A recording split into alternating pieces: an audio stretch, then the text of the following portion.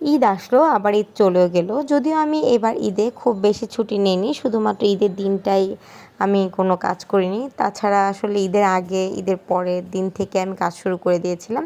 যেহেতু এবার ঈদে আমার খুব বেশি প্ল্যানও ছিল না কোথাও যাওয়ার, তাই ভাবছিলাম যে বাসায় যেহেতু থাকবো তাই টুকটাক কাজ নিয়েই নিতে পারি। তো আমি আসলে এই কেকটা যে করছি, এই ডিজাইনটা কিন্তু আমি ঈদের পর দিন থেকে আজকে পর্যন্ত রেগুলার করে যাচ্ছি। সেম একই ডিজাইনের কেক কীভাবে যে আমার কাছে অর্ডার চলে আসছে তা আমি নিজেও জানি না। এই কেকটা মোটামুটি এই নিয়ে আমার প্রায় 7টা কি 8টা হবে সেম ডিজাইনের কেক আমি করেছি। তো ক্লায়েন্টের কাছে ডিজাইনটা খুব ভালো লাগছে, এটা দেখে আমারও ভালো লাগলো। এই ডিজাইনটা কিন্তু আমি কোথাও থেকে কালেক্ট করিনি, এটা সম্পূর্ণ আমার নিজের আইডিয়া থেকে করা এবং কালার কম্বিনেশন সম্পূর্ণ আমার নিজের থেকে করা একটা ডিজাইন।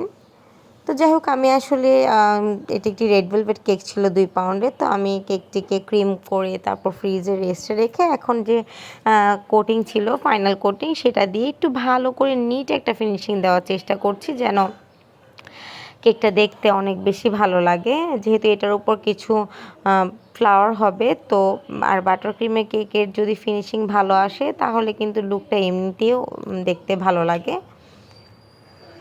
তো আমি এখানে 2 ধরনের কালারের বাটার ক্রিম নিয়ে নিয়েছি, এটা দিয়ে আমি কিছু চেরি ব্লসম বানাবো। আমি কিন্তু এই ডিজাইনের ভিডিও আগেও দিয়েছিলাম, কিন্তু পরপর আসলে এতগুলো কেক সেম ডিজাইনে আসছিল যে আমি চাইলেও অন্য কোনো ভিডিও দিতে পারছিলাম না। তাই ভাবলাম যে হ্যাঁ, এটার আরেকটা ভিডিও করে নিই। এখন আরেকটু ক্লোজভাবে ফ্লাওয়ারগুলো বানানো দেখানো যাবে। তো আমি এখানে অনেকগুলো চেরি ব্লসম বানিয়ে নিচ্ছি, যেহেতু কেকের মেইন ডেকোরেশনে এটাই থাকবে। আমি কিন্তু ফুলগুলো বানিয়ে তারপরে ডিপে রেস্টে রেখেছিলাম যেন ফুলগুলো একটু হার্ড হয়ে যায় এবং তখন আমি ইজিলি যেখানে যেখানে আমার বসানো সেখানে সেখানে আমি বসিয়ে দিতে পারি।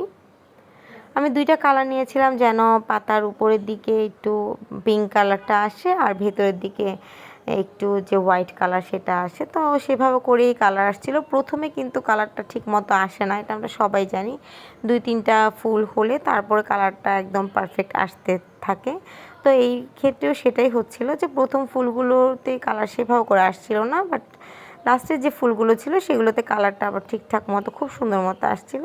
তো আমি এখানে প্রয়োজন মতো যেখানে যেখানে মনে হচ্ছিল যে আমার ফুলগুলো দিলে দেখতে ভালো লাগবে সেখানে দিয়ে নিচ্ছি এবং আমি কিন্তু কিছুটা বাটার ক্রিম দিয়ে নিয়েছি। একদম ফ্ল্যাট ফুল দিলে কখনোই ভালো লাগবে না, তাই আমি একটু বাটার ক্রিম দিয়ে একটা সেট আপ করে নিয়েছিলাম যেন দেখতে মনে হয় যে একটু উঁচু নিচু একটা যেন হাইটের একটা ব্যালেন্স হয়, এই জন্য আমি এভাবে করে দিয়ে নিয়েছি।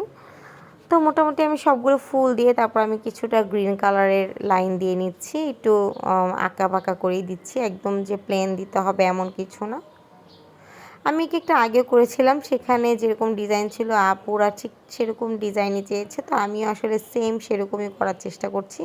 যদি একটা কাজ দ্বিতীয়বার করতে গেলে একটু না একটু চেঞ্জ হয়ে যায়, তারপরও আমি যতটা পারছি ঠিক ততটাই আর কি করে নেওয়ার চেষ্টা করছি।